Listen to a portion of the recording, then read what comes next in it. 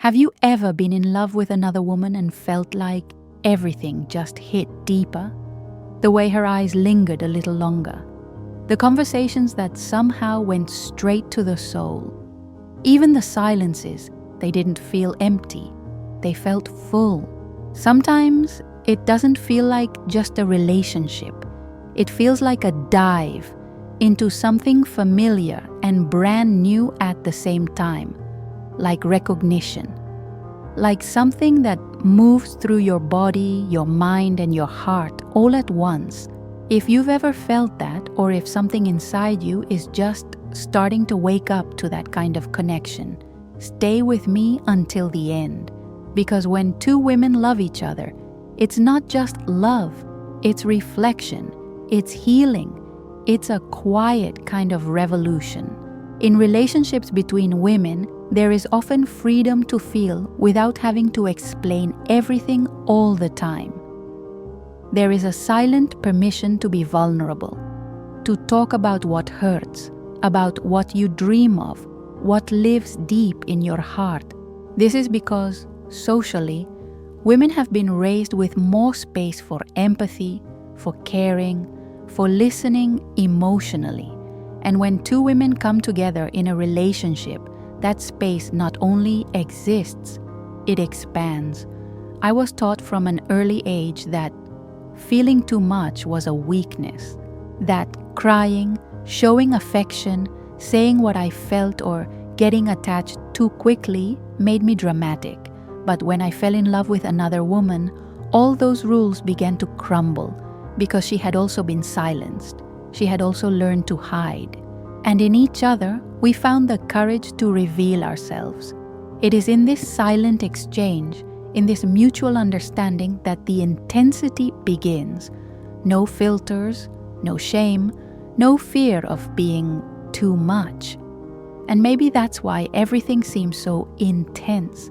Not because it's wrong or exaggerated, but because finally we have permission to feel, to cry, to get closer, to say, I love you, without it being scary.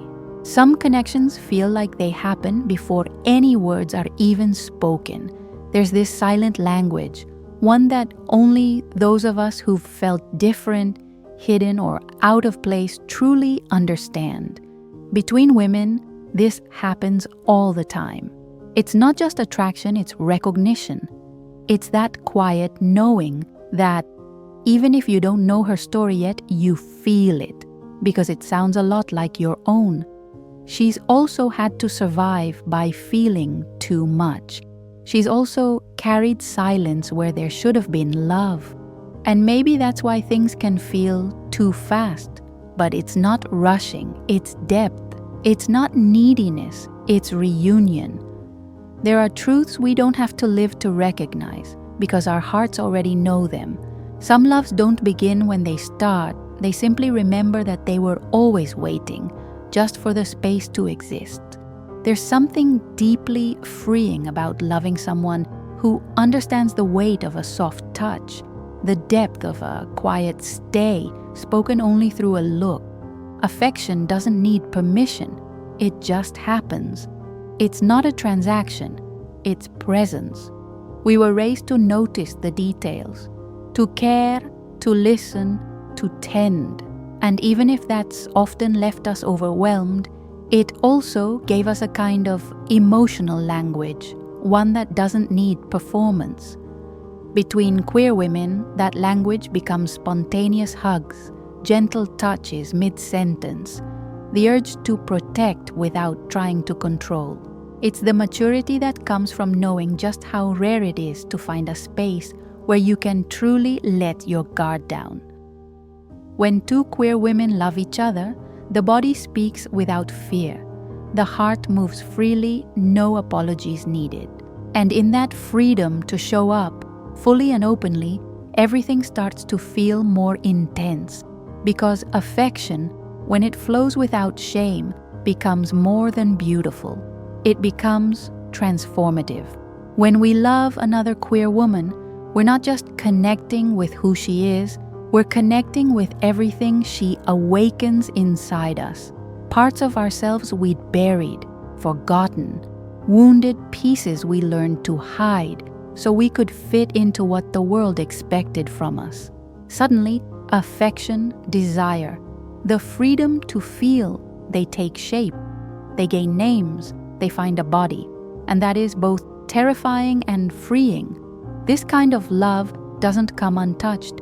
It arrives carrying memories, insecurities, silence, scars we've held alone for years. But that's also why it heals. Because when she looks at you with truth, with tenderness, with desire that never tries to shrink you, you begin to see yourself with softer eyes.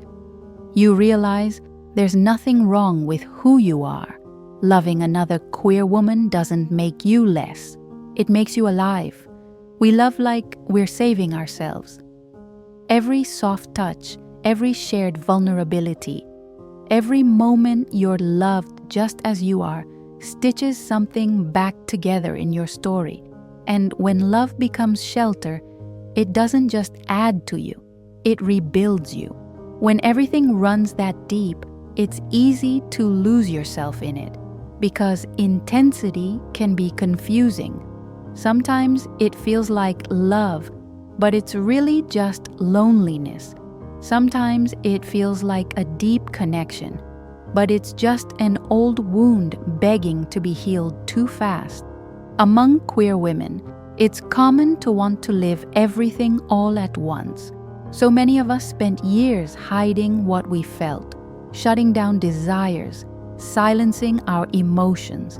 And when we finally let ourselves feel, it's like we're trying to make up for lost time. But that rush, it can become a wave that swallows us whole. Suddenly, the relationship stops being a space to build something and turns into a place to escape from everything. Love, the kind that was supposed to set you free, starts to feel like a cage. Care turns into control. Presence becomes dependence. And intensity, it turns into exhaustion. But that doesn't mean the love wasn't real. It just means it's time to pause, to breathe, to remember your boundaries. Because loving too much is not the problem. The real challenge is not abandoning yourself in the process. Feeling deeply is not a flaw. Loving with your whole heart is not a problem. That intensity people so often call too much, maybe it's not too much at all. Maybe it just means you're fully alive, present, open. The answer isn't to feel less, it's to learn how to care for what you feel. Intensity only becomes heavy when we use it to fill a void that's still ours to tend, or when we expect someone else to heal wounds we haven't even named yet. But when you feel with awareness, with responsibility and emotional maturity, your intensity becomes power. It becomes presence. It becomes something that grounds you. There's nothing wrong with wanting to love deeply. What changes everything is realizing your wholeness doesn't come from someone else.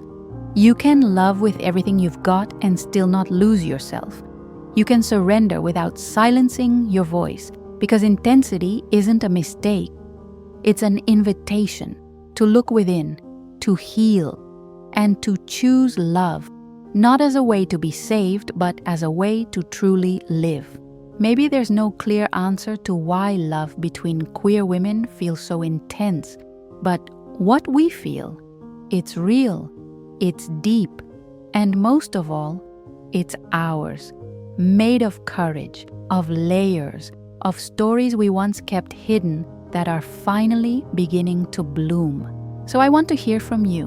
What makes this kind of love feel so unique to you? Was it a look that lingered? A hug that made everything inside you soften?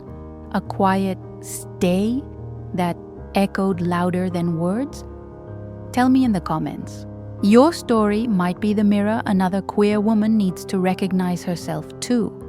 And if you've made it this far, maybe there's something in you that's ready to blossom. That's no small thing.